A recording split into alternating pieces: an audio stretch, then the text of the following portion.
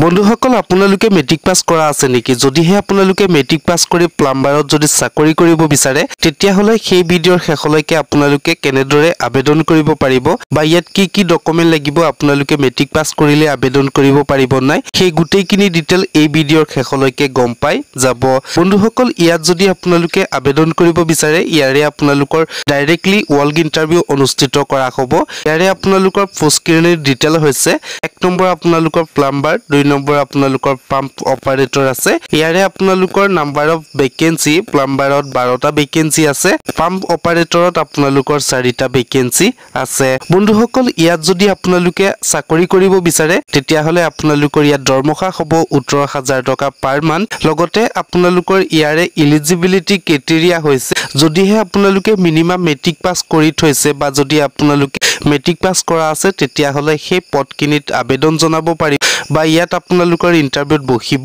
পাৰিব লগতে বন্ধুসকল যদিহে আপোনালোকে আইটিআই পাছ কৰা আছে বা যদি আপোনালোক প্লাম্বাৰৰ এক্সপেৰিয়েন্স আছে তেতিয়াও আপোনালোকে ইয়াত আবেদন জনাব পাৰিব বন্ধুসকল ইয়াৰে বয়সৰ সীমা দিয়া আছে 18 বছৰ বয়সৰ 40 বছৰ বয়সৰ মাজত যদি আপোনালোকৰ বয়স হৈছে আবেদন কৰিব পাৰিব বন্ধুসকল ইয়াৰে যেহেতু ওয়াৰ্ক ইন্টাৰভিউ অনুষ্ঠিত কৰা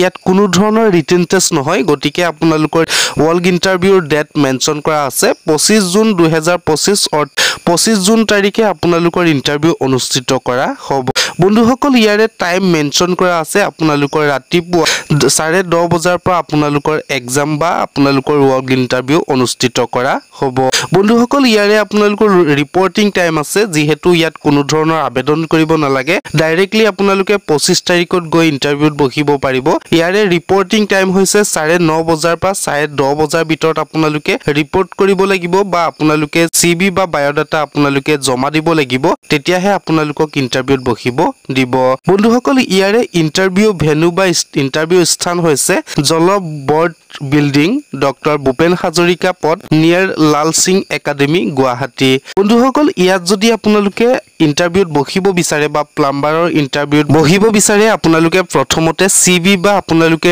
ৰিজিউম বনাব লাগিব ফাৰ্স্ট টাইম আপোনালোকে সিভি বা ৰিজিউম বনাৰ পাছত আপোনালোকে ইন্টাৰভিউত বহিব পাৰিব লগতে আপোনালোকৰ ইন্টাৰভিউৰ সময়ত অৰিজিনাল এডুকেশ্যন এণ্ড এক্সপেৰিয়েন্সৰ সাৰ্টিফিকেট আপোনালোকৰ এডুকেশ্যন কোৱালিফিকেশ্যনৰ সাৰ্টিফিকেট মাৰ্কশিট কিনি অৰিজিনাল লৈ যাব লাগিব যদি এক্সপেৰিয়েন্স থাকে তেতিয়াও আপোনালোকে অৰিজিনাল কিনি লৈ যাব লাগিব লগতে আপোনালোকে ভ্যালিড ফটো আইডেন্টিটি প্ৰুফ অৰ্থাৎ যদি আপোনালোকৰ ভোটাৰ আইডি থাকে পেন কাৰ্ড বা আপোনালোকৰ আধাৰ কাৰ্ডখন আপোনালোকে ভ্যালিড ফটো আইডেন্টিটি হিচাপে যেহেতু প্ৰমাণ গ্ৰহণযোগ্য কৰা হয় গতিকে আপোনালোকে সেইখিনি লৈ যাব লাগিব লগতে আপোনালোকৰ one set self attested photocopy অৰ্থাৎ সকলোখিনি অৰিজিনাল ডকুমেন্ট আপোনালোকে ফটোষ্টেট কৰি লৈ যাব লাগিব লগতে আপোনালোকৰ দুকপি পাসপোৰ্ট সাইজৰ ফটোগ্ৰাফ নিব লাগিব তেতিয়াহে আপোনালোকক ইন্টাৰভিউত বহিব দিব বন্ধুসকল যদিহে আপোনালোকে মোৰ চেনেলটোলৈ নতুনকৈ ভিজিট কৰিছে বা যদি এনে ধৰণৰ আপডেট পাই থাকিব বিচাৰে তেতিয়া হলে চেনেলটি সাবস্ক্ৰাইব কৰি ৰাখক লগত থকা বেল আইকনটো